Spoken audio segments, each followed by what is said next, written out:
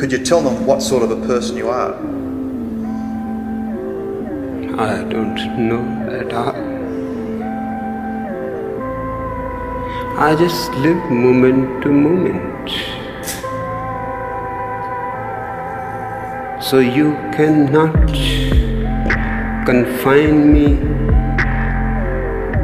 into a personality. You cannot define me. You cannot predict me. I don't know even myself what I am going to do tomorrow morning. I am simply as open as the existence and as indefinable as the existence itself.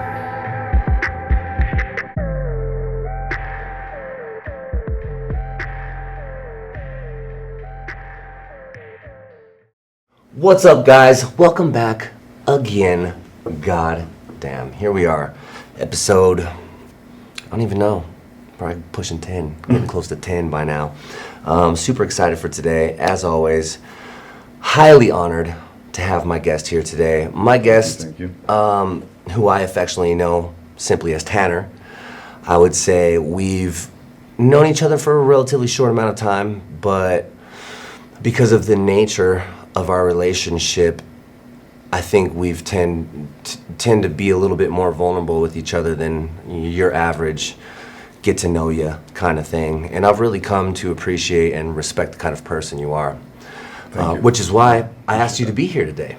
So the way I generally do this is we keep it raw, unscripted, unedited, and you know, I'm gonna let you sort of tell the people a little bit about yourself and how you got here today in that chair.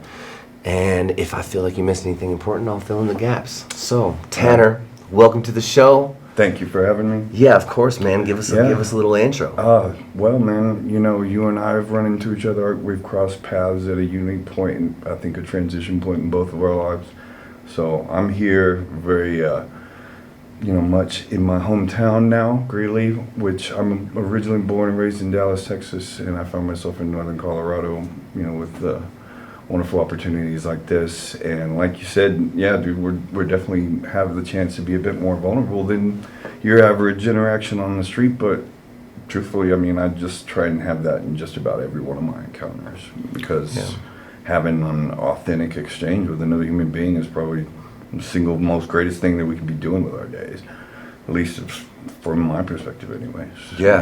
I mean, absolutely. I don't think that I always had that opinion though, dude. I was absolutely probably one of the more misanthropic people you've ever met, very jaded, real chip on my shoulder kind of guy, and over the last couple of years, I've really made a serious effort to not be that person, because really, I mean, it goes against everything that I say I'm about, and the things that I say that I want out of life. And so those kinds of, I mean, to me, those are the guiding principles daily. It's like, what kind of world do I want to live in, and what kind of guy do I want to be to make that happen? So, right. I think that comes across a lot of times when people meet me, but I've been described as a very serious looking individual. RBF maybe? Yeah. I wouldn't say so, but I mean, I guess I totally understand that, I mean, going based on what, like where I'm coming from with this, I know there's a pure psychological reason for that. Well, if I can interject for a second, I remember the first time. Do you mind if I explain to the people how we met? Not at all. All right, so group therapy, what is it? Relapse prevention. Relapse prevention. I had been attending this group for a little while, and you came in one day, and my first, to speak on what you're saying, my first impression of you was like, we're not going to get much out of this guy. And when I heard you first speak, my jaw, it hit the floor. I was like, what the fuck is this, bro? Because you're right, you have that sort of, appearance that would give the impression that, you're all serious, maybe closed off, right?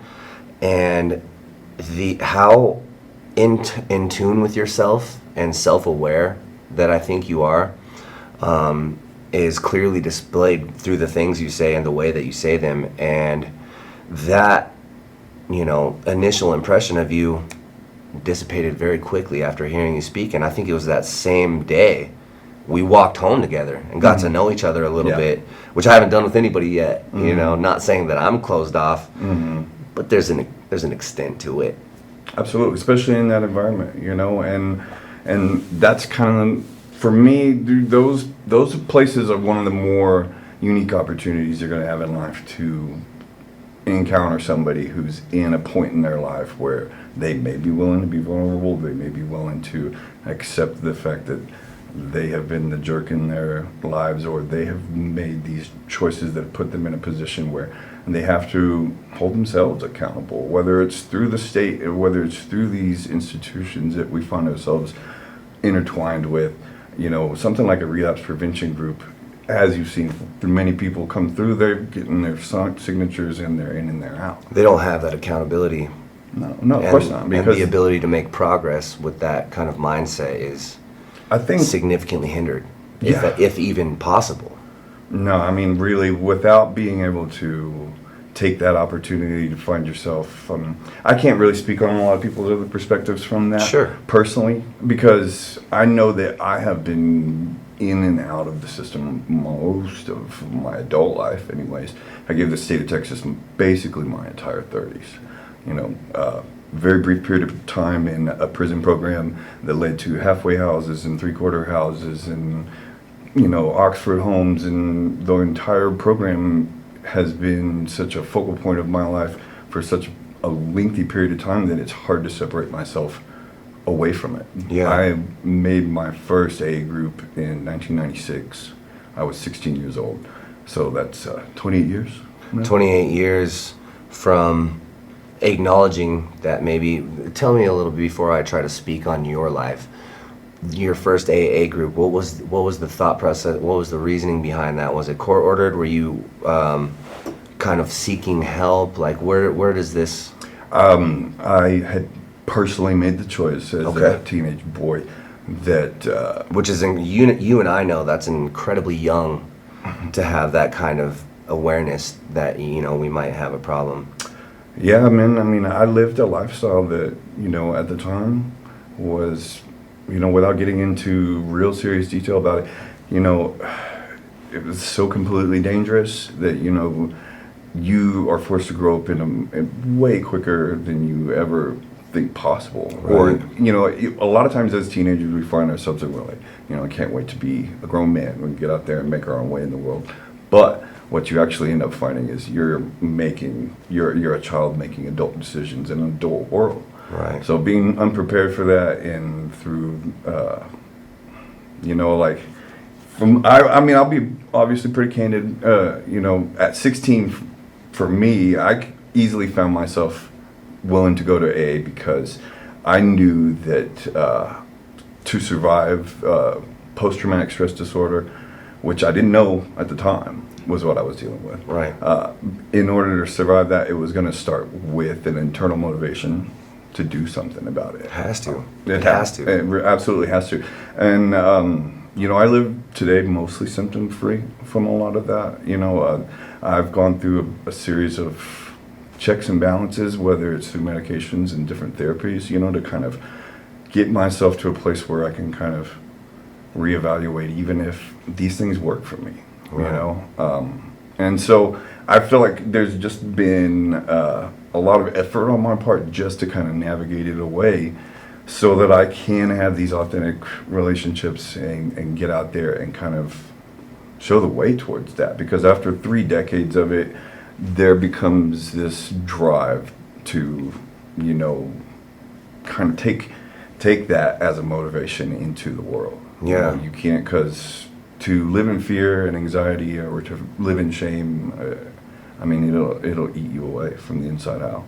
And I knew that, because really what I was faced with was a lifetime of trauma, and it wasn't until 2019 that I even got that diagnosis. Right. So this struggle continues today, and it'll continue tomorrow, and I know that it will, and it looks more like a place where less to be about, how I've coped with it thus far, and more about how I'm going to be taking, a step towards something to make myself whole through this, Right. And it's not going to be a crutch that I'm leaning on for the rest of my life, where I'm telling myself that, I could have or should have done these things. I'm literally going to be making these choices, and whether I fail or not is, completely besides the point, because, I'm on borrowed time as it is. For me, I survived a murder attempt at 15 years old. And I mean, I didn't really, and like a lot I'm of 33 and I've never survived a murder. well, I mean, I think a lot of people could say the same thing. I think I'm very much a person of my times. I was, at a certain place in my life, and a certain place in the world, where it's like the, wrong time, right place, or however you want it. You can look at it from a bunch of different ways, because victim stance was not going to be how I was going to carry on. I Right. couldn't do it like that, and I had to be able to, because if I lived in myself, for myself, I probably wouldn't be here today. I wouldn't be, coping with recovery in a way that, doesn't reflect everybody's experience with that, and it doesn't reflect anybody's journey from anybody holding that kind of yardstick through their lives. When we come in these groups and we don't know where these guys are at. Yeah. We have no idea. All we can do is look them in the eye and tell them exactly where we're at, and we Right. hope that they do the same. And the more honest you are with yourself, the more honest you can be with them, and the better the outcome can be.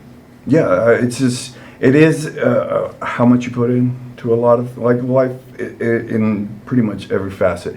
It's how much attention you pay. Your attention is your devotion. It's your everything. It's your spiritual energy. It's how you interact and interface with the world. And like you said about the accountability, that's huge.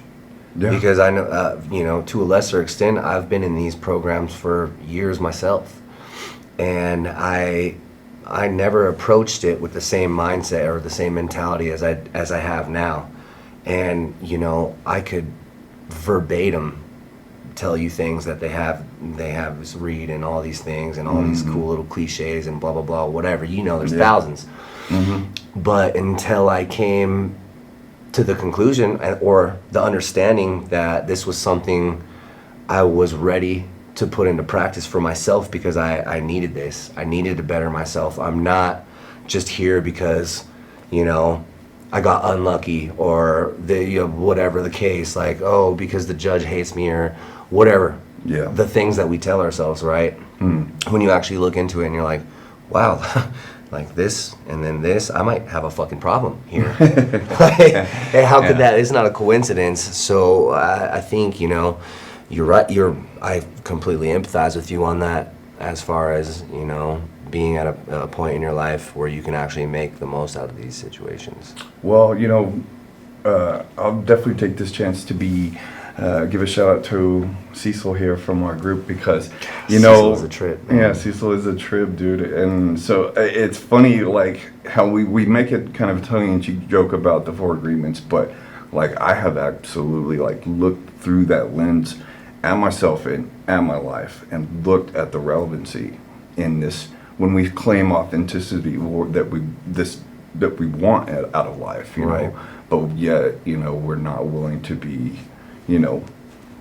so committed to our word that we know that, The first agreement. Of course, dude. Right? I mean, Yeah, absolutely. the motivation's there. If you're out of touch with your own motivations, I think, you're never going to be getting to the destination that you think you're headed towards. Right. And so I like to think that I'm being honest with myself about Yeah. a lot of these things, and I know that I've absolutely been playing the system as long as I've been in the system. Yeah. And giving them back all their little buzzwords and phrases and things has been par for the course the entire time. But it doesn't mean that I wasn't picking it up along the way. And of course, for me, this is it's the spiritual solution that I'm looking for mostly, and I've known this through just decades of dealing with it, and so I kind of owe it to my God to do that, and I feel like I am here for purpose, because when you survive murder attempts, when you survive, all these other various things, and Right. you get 3 decades into it, and you still struggle with the ability to control the storm that's inside you. Yeah. I mean, today I can live with that storm and know that it's not actually, all doom and gloom and thunderclouds for Right. me. Because I can harness the ability to be focused on the solution, and that's the spiritual solution for me. And I've found that's been the case for a lot of people. Good, man. Good. And I'd like to use this opportunity to segue, and for the sake of trying to keep these podcasts a little digestible, right? Because I feel like we could go up here for hours, man. There's things that you've taught me that I think about all the time. Confirmation bias. I learned that from you. What I call the golden opportunity. You know what I'm saying? Right. Which is the excuses that we give ourselves to fall into, detrimental patterns. And we can talk about that all day. But while you're talking about, you even used the words "my God." You didn't say God. You said "my God," and I know a lot. We have a similar understanding of how that plays into certain things. But the reason I brought you here is to talk about just that. Yeah. So if you could give me a nice little summary, now that we kind of have a good idea of a little bit about what kind of a person you are, what is your understanding of God? What is God to you? To me, I have a creator. I have a source where, I come from. And when I say me, where I come from, I feel like that there's the good in me that shines through, the inspiration to be the positive force in my life, everything that all my hopes and dreams, everything, all the love that I have for the people in my lives, my family, it comes from a place. And that's the place where I'm created, as far as me as the concept and the idea, the personality. Yeah. And those things were constructed, through my lifetime, obviously. And I make certain choices in that life, but I see myself as a Christian man. I've taken on that most recently.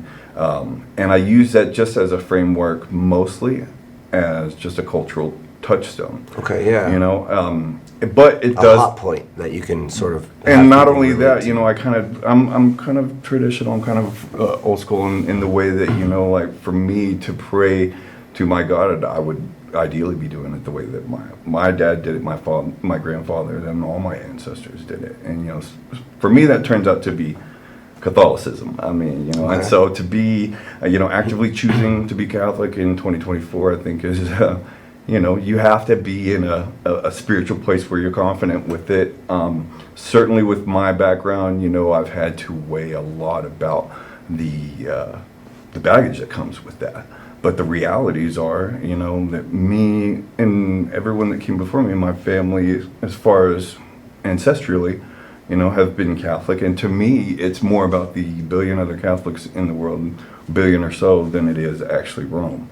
And so that's where I draw upon that for tradition, for a framework for prayer. And it's where I settle myself, because I want to have a say in what my parish is like in my neighborhood. To me, it just so happens to be a mile and a half from my house. There's just all these things in my life that kind of like, and you look for that because you have to be having a conversation with this source. For me, Right. It's a daily relationship that I have to cultivate through prayer and just actually having this conversation every day, with handing over the wheel, so to speak, to my higher power. Because Sure. I know that when I do those things, when I live guided by that source that's within me, then things tend to work out. Sure. Yeah. So I like that. I'm not really about playing with that fate anymore, man. Yeah. I'll be 45 years old next year, and so Damn, looking good, man. I appreciate that. Looking Thanks. good. Yeah. So I'm gonna try to carry that forward, because I have a God. I have a purpose, and there's a reason that we choose what we choose, and I've chosen to be here. I love that, man. And I think there's no way to really summarize or categorize anyone's specific beliefs, but just for the sake of time, I want to take a point and emphasize it before we wrap this up. You said something about giving God control. I think that's huge, man. And I think, in my experience, is a common theme, regardless of what your view or idea of God is. Absolutely. And I mean, the Serenity Prayer itself. You know what I'm saying? That's a good summary of how I feel like I'm trying to carry through each day, because, when you walk through, 3 decades of basically human wreckage, emotional wreckage, you're going to be carrying some baggage. And especially if you're trying to control things that you simply can't. Yeah, things are completely, and what you really have to, at least what I really had to do, was give up control over my reaction to it, because I was going to be ashamed, and I was going to feel guilty, and I was going to do all these self-destructive things to reinforce that.